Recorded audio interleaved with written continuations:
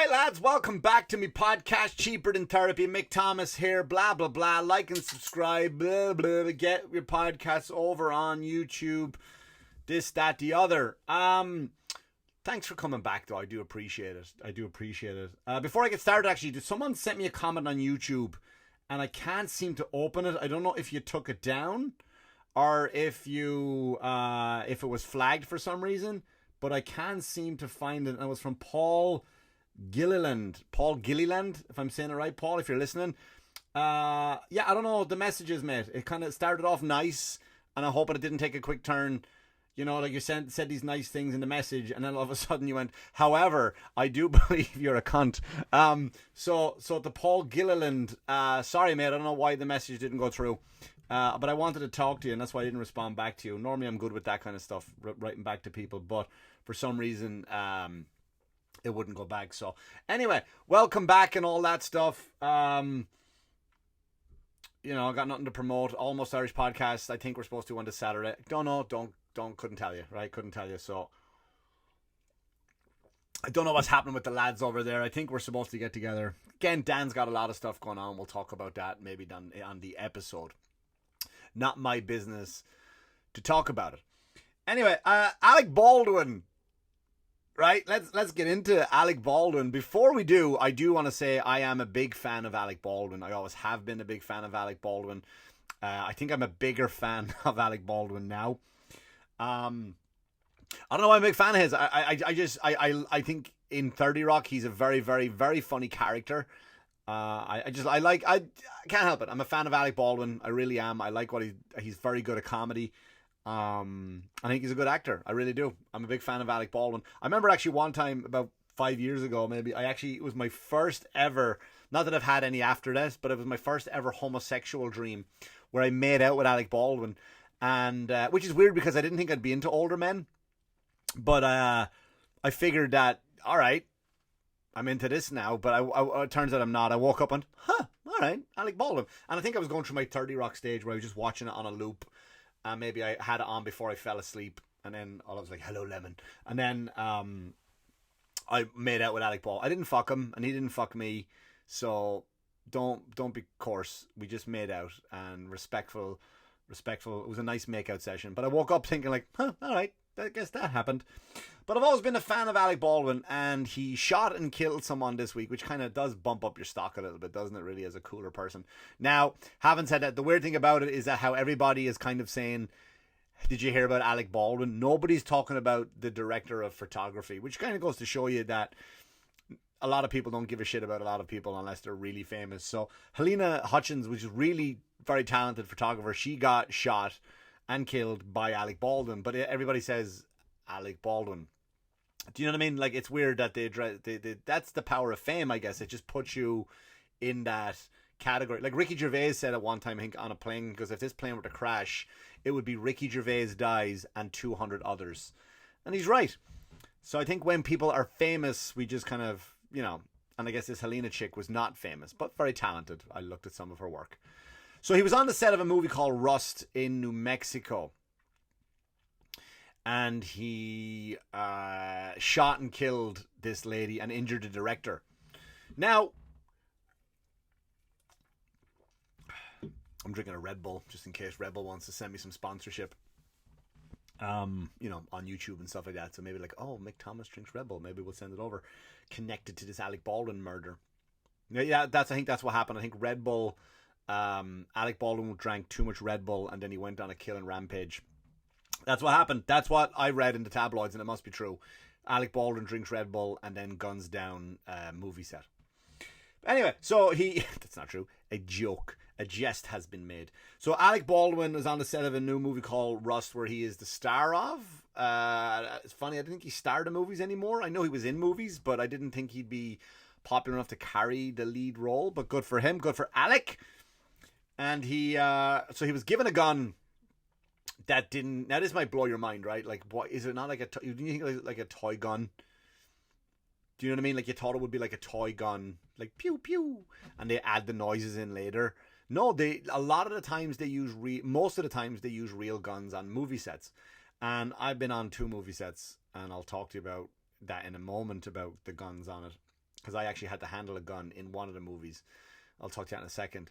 But so yeah, he was on the set, and they gave him a real gun but with live ammunition, and then he just basically shot the woman dead and hit the director. Now, here's the thing that kind of came to light afterwards it happened, and that's why I'm kind of glad I didn't jump on the podcast the day of when it all happened, because now I got more facts. I got more facts and I got rumors. I have a black eye there, actually. I think I do, yeah. I can't tell you how I got that, but yeah. Fuck, look at that. It's a shiner. Anyway. So, Helena Hutchinson was the director of photography on that movie, and what happened is they gave Alec Baldwin a gun with live ammunition. So you're thinking, like, wouldn't it be just like props, plastic guns that they add the sound effects in? No, it's real guns. It's real guns. And here's the thing: the head of the lead armorer, the person in charge was a rookie, brand new to the scene, 24-year-old Hannah Reid. Now. Look, I'm not saying the fact that it was a girl handling the guns was the problem. I'm not saying that at all, right? But kind of, I'm not saying it wouldn't happen if there was a man involved, but I don't think it would have happened if you gave like an old guy the gun. You know what I mean? Some guy named fucking Lou or Tex, right? Just some guy with long gray hair, and he's been around the block, has Tex. I think, what do you want to do? He sounds like Alec Baldwin. He's like, what do you want to do? You give me the fucking gun. And he just loads it up with bullets. Then he hands it to Alec Baldwin. Like, shoot that bitch over there. Alec Baldwin says, no, it's not. It's a gun. Just shoot her. And Alec Baldwin goes, all right. And all of a sudden, the fucking nothing comes out. He's like, blank bullets, baby. Tex knows what he's doing. Or did they give oh my god, I'm 24, Hannah Reid. What's this, a gun? Oh my god, you guys. I'm just gonna where you put the bullets in. I don't know how the fuck it happened. I'm being a dick now. I'm being sexist. But I don't know why or what happened with this. Like, is there nobody to check over the, like, you know what I mean? Did you not do a second checkup on it? And apparently there's a lot of shit going on, shit going on in the scene. Like, there was walkouts. People were walking out over the 3 days because the gun had misfired 3 times. The gun had misfired 3 times over the last few days of shooting. And they're like, listen, this gun ain't fucking right, lads. Can we get a gun that works? And we're like, that gun is fine. But it broke 3 times. It'll be fine. 4th time a charm. Again, Hannah, what are you doing? Why are you giving people guns? Why are you giving people guns, Hannah, with real bullets in them, for fuck's sake? Now, I know maybe the laws are different. It's to do maybe the laws, right? If you go to fucking Seattle, where they're cancelling Halloween this year because poor people can't have costumes. That's true. Look it up. Seattle are cancelling Halloween because the poor kids that can't afford costumes, so they decided. I was poor growing up, and I still did fucking Halloween with a bin bag. You cut the fucking roof out of it, and then the sleeves out of it, and you go as just a whatever it was, and you had a 50 pence mask. That was it. Money well spent, 50 pence, because you got back more money. It's called an investment. That was great commerce for children to learn. I wonder how many people this year are going to go as Alec Baldwin. That's when you know you've made it as a criminal or a fuck up, right? That when he's not a criminal, he didn't get charged or anything, but that's got to be like, you know, when you make it, when you go, like, you know what I mean? Like when Halloween rolls by and people are dressed up as you. You know what I mean? Like I don't know, like they do it every year, right? Remember they went as Casey Anthony? That was fucking hilarious. So maybe people are going as like Alec Baldwin, just like with the beard and the long grey hair, like hello lemon. Again, I don't know why I'm doing that bad impression, but that's, you know, you've made it, right? That I wonder how many people are going to do that. How many Alec Baldwins will we see out there at parties? And I want children to do it. I want your children to do it. By the way, I don't want to see any more Spider-Man. I don't want to see any more Batman. You know, I don't want to see any more Paw Patrols. Just let's get out there. Let's be creative this year. I want to see a bunch of 4-year-olds walking around neighborhoods, knocking on door, twick a tweet, and they've got grey beards and grey hair. I want little Alec Baldwins walking around, and I want guns. They want to have guns in their hands that fires real fucking ammunition. If you don't give it, twick a tweet, happy Halloween, and you get shot in the arm. Like, oh, that kid is fucking Alec Baldwin. That's hilarious. I want to see that. That's how I want Halloween to be remembered. So don't cancel Halloween, Seattle. Just because people are poor. You fucking idiots. You idiots. Is this where we're going? We're canceling because we're poor? It's not fair. What, are we going to cancel rain because fucking Africa doesn't have rain? Shitheads. Anyway. So the crew had apparently been complaining about Hannah's work. I'm going to throw Hannah under the bus for this whole podcast. So Hannah Reid fucked up 3 times and the gun kept misfiring. And so the crew was like, enough's enough. Something's not right with this. I'm going to leave. And they all walked off the set. And Alec Baldwin was like, fine, go ahead. I have this awesome gun. Well, Tex is gone now, so it's Alec Baldwin. And he's like, I've got this gun. I'm going to fire it anyway. Because I don't know why people are so upset about it. Look. And he pointed it at, what's her face? He pointed it at Helena Hutchins, pulled the trigger, and she got deaded. And then she pulled the trigger and he shot the director. I'm assuming it was the one shot. I'm sure he just didn't shoot her dead and go, is she faking it? You're being a baby. Look, I can shoot the director and you don't see him crying about it. And then he shot it. I don't know what happened. I don't know the logistics. It's still under investigation. Do you ever do that? Remember that when you were a kid, you hit your brother and your little brother start crying? And you're like, get up, you fucking fag. You would say that. You can't say that now, of course, but you would get up, you fucking fag. That didn't even hurt. Look, I can do it to him. I'll do it to my other brother and he doesn't feel the pain. And you would fucking hit your other brother. Not as hard, of course, because you know you really did go too hard on it. See, he's not crying. Get up, you fucking weirdo. So maybe that's what happened. Alec Baldwin just shot her. She fell down dead. He's like, yeah, you're being a fucking fag. Get up. Get up. Look, I'm going to shoot the director. Watch, he doesn't. And he took it in the shoulder or wherever he got shot and down he went. You don't see him crying about it. So we don't know what happened. But all we know is that 24-year-old Hannah Reid fucked up. And the crew had been replaced. All the crew that walked out, kind of like the Netflix people, which I love to hear. Did I talk about that in the last episode? All the Netflix people walked out over protest over Dave Chappelle. I did. I talked about it. Yeah. And they got rid of the ringleader. Good for you. So they all walked off out of protest over the guns. Now normally I do like a good protest. I love a good protest if you're protesting something good. So these people obviously were right. This is like the one where they're like, I think they were onto something here, lads, when they were protesting about these guns. What you think? They were like, Alec Baldwin, you're being a fucking pussy now. Just fucking shoot him. And I think that that's what happened. He I think that he should have listened to this one, right? He should have listened to this one. But the weird thing is about like the lefty people now are coming on, and not necessarily the lefty, but some delusional people are coming on. They're like, Alec Baldwin should be he should be charged. No, he shouldn't. He was handed the gun. He didn't know it was live bullets in it. So why you blaming Alec Baldwin? That's the weird thing about it. Everyone's blaming Alec Baldwin. He tweeted about it. He said he was sorry in a tweet. Isn't that the world we live in? Once you apologize on Twitter. Isn't that old saying? Once a man apologizes on Twitter, he is truly forgiven. Isn't that the saying? I don't remember. I'm a bit slow on my Bible quotes, but I think that was in the Bible. If you apologize on Twitter, diest, shallest not as be held responsibilist anymore. Again, I'm not up to date on my Bible stories.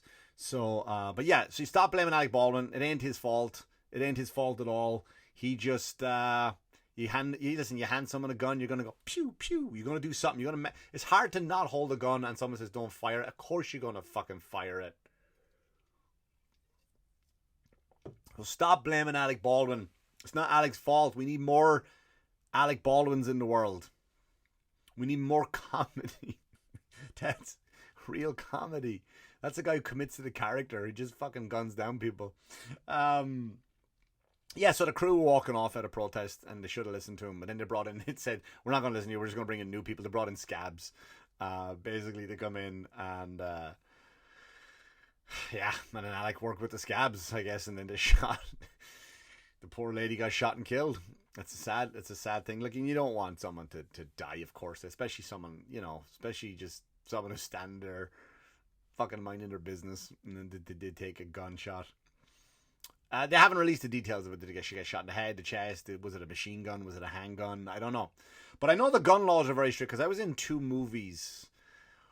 One movie I'll tell you about. One movie I'm not going to tell you about was horrific. It was one of the worst movies, and this is one of the reasons why a part of me wants, because I'm on I might be on the transition of quitting comedy, quitting stand up.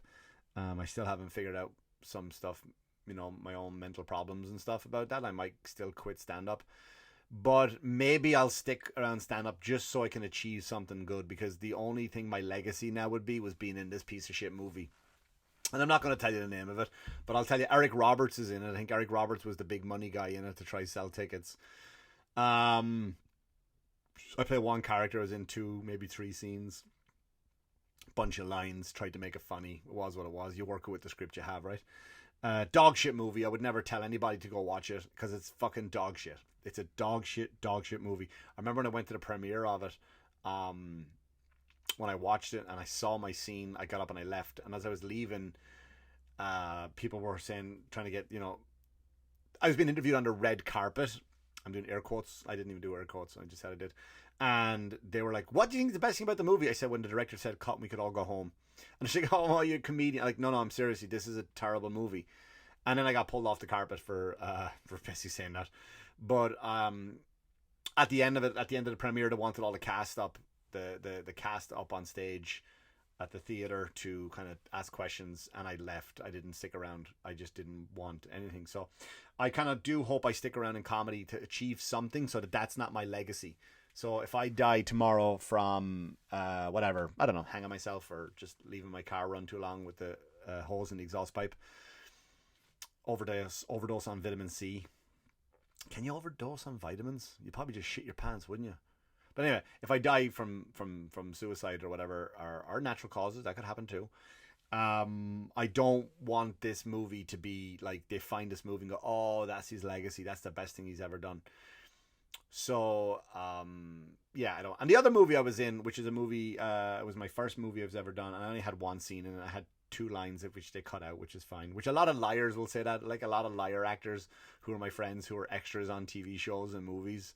And you know what? You can't. It's very hard to watch television shows that are filmed in New York and some movies because you're watching it, you're into it. I was like, oh, there's fucking Terry. What the fuck is Terry? I can't watch Gotham now. There's Terry waddling by in the background with his dumb head.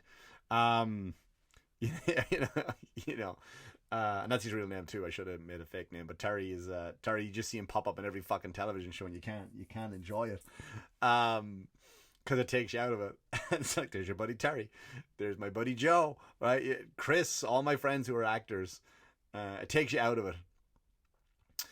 What was I talking about? You fucking idiot. Oh yeah, so you're watching these, you know, I'm watching this show, and I did this, so I had, they lie, a lot of the, not the guys I mentioned, but a lot of guys I know will lie to go, oh, I had this great scene, and then they edited it and took my lines out, like, which, you didn't have lines, it's okay to say you're an extra, we get it, you're climbing the ladder, and you're ashamed to say you're climbing the ladder, so they lie, but I did have 2 lines that were taken out of it, and the movie stars, Christopher Lloyd, and, Tom Pelphrey, if I'm saying his name right. Tom Pelphrey played a character in one of my favorite TV shows that's now off the air called Banshee. It's on HBO. If you're watching HBO now, HBO Max, watch Banshee. It's a fucking great show that's not at all realistic, but it's a great show.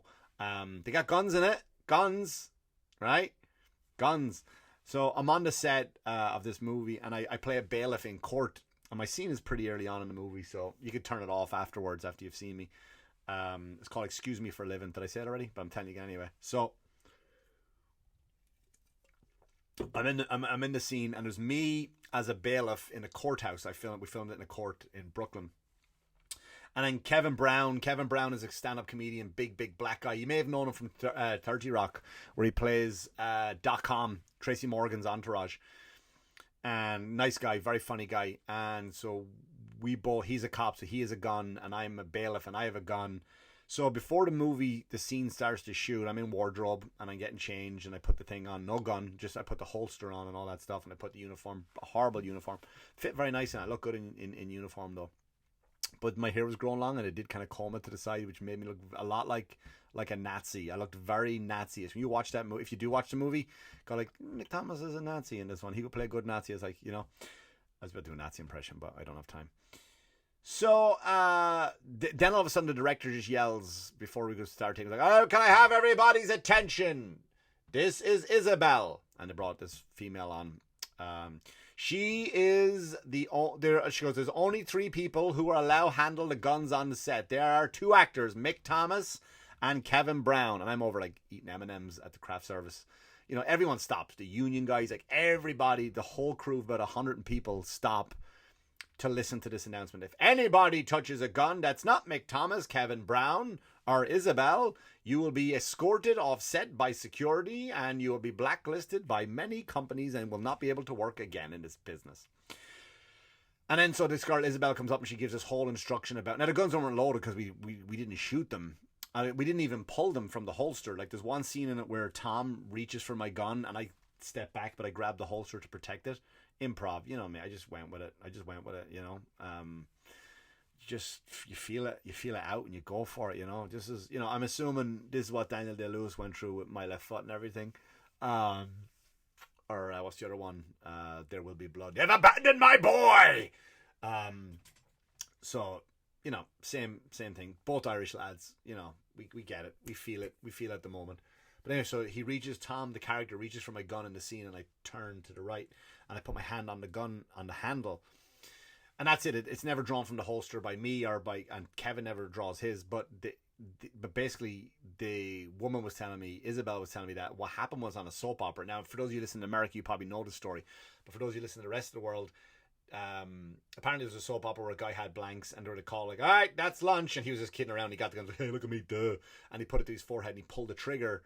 And I guess the shot into the temple killed him, and down he went. So they're very strict on that. So they yell. So I'm assuming on movie sets they're even more strict, unless of course you're Hannah Reid, or the guy who did The Crow. The Crow was another one they fucked up. They put live. I used to think for years ago they put the things that give out blood. You know, the blood capsules that explode when he was getting shot, and they turned him inside out. That was a rumor. But now apparently it was they gave him, that guy's gun who shot Brandon, they gave him real bullets too. Why would you bring real fucking bullets to the set anyway? You don't need them, for fuck's sake. If you're in the movie business, you should never have real bullets, ever. Not in the closet, not in the warehouse, not in storage. For no fucking reason do you need real bullets. And now people are going like, oh, you want new laws where you don't have guns. Now we have people just point their fingers and we'll add sound. So that's going to be the new John Wick 4 comes out next year, which I can't wait. But it's John Wick going around with his fingers, going. They don't even want to add the noise anymore in case it offends anybody. So it's just John Wick going. That's all it is. Like, I shot you. That's where we're going with movies now, because people are protesting guns. They're protesting the guns in movies. So if you want to make a Western movie, you can't. Like World War II movies are fucked now. World War II movies now are just old guys running up the beach yelling racial slurs. You know, that's what they used to do back then. But they had guns. So now everything's going to be replaced with, you know, no guns anymore in movies. So anyway, listen, all joking aside, it must be tough to be Alec Baldwin right now. I don't know how you do, you know, like, I mean, I may have killed someone driving home from a show one night. They may have wandered in front of a car. I don't know. It could have been a fox. Could have been a deer. I don't know what I hit. It could have been a guy who just staggered out my road when I was driving home from Pennsylvania one night in the mountains. So I don't really have that guilt until that's been confirmed. But it must be tough to have killed a man and to perhaps he's wondering why you would shoot a man before throwing him out of a plane. Bane from Dark Knight Rises. But yeah, I mean, I think I did kill somebody up in Pennsylvania driving. Like I said, it could have been a fox or a deer. I'm not sure yet. So I don't know what that guilt is of accidentally killing somebody. It can't be good. It can't be a good feeling every day. You know what I mean? I'm sure you're gutted on it. And of course, to Helena Hutchins and all her family, that's got to be a tough pill to swallow. So it's sad all around. And of course, Hannah Reid, maybe just, it's not for you, love. You know, I'm sorry you do feel somewhat guilty because it might be your fault. It might be your fault. But it is sad. It is sad. You know, so I'm sure Hannah's beating herself up about it too. But maybe it's time for a new profession, I guess. Maybe. Yeah, and that's the episode, really. I wish everybody well on her. Thanks so much for tuning in, liking, subscribing, and sharing, and all that stuff. And as always, wash your hands, you dirty fuckers, and I'll talk to you soon. Good luck to you. Good luck to you.